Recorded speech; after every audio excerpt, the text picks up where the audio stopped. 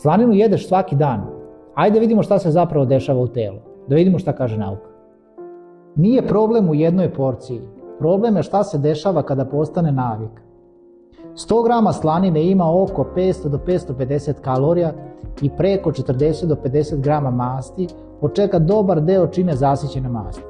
Ali ono što se često preskače jeste način prerade.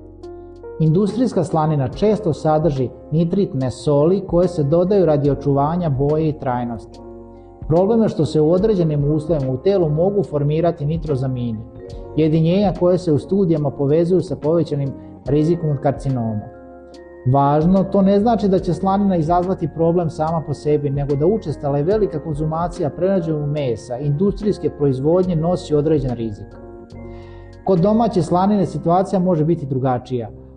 Ako nije tretirana nitritima, taj deo rizika je manji, ali i dalje ostaju visok unos masti i visok unos soli 1500 mg na 100 grama.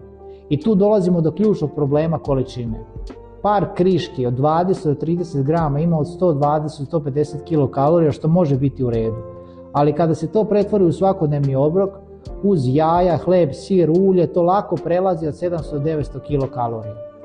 Ako već jedeš slaninu, biraj kvalitetniju, manje prerađenu, obrati pažnju na količinu i nemoj da bude svakodnevnom navika. Slanina nije zabranjena, ali nije ni bezazlena. Razlika je u količini, učestalosti i načinu prerade. Ali evo gdje dolazimo do zanimljivog dela. Slanina nije samo nešto što jedeš, može se koristiti za pripremu hrane. Kada se zagreje, oslobađa mast koja može poslužiti kao zamena za ulje ili svinjsku mast. Međutim, to i dalje znači dodatni unos kalorija i zasićenih masti, tako da i tu treba biti umeren. Za još ovakvih savjeta i objašnjenja zaprati kanal.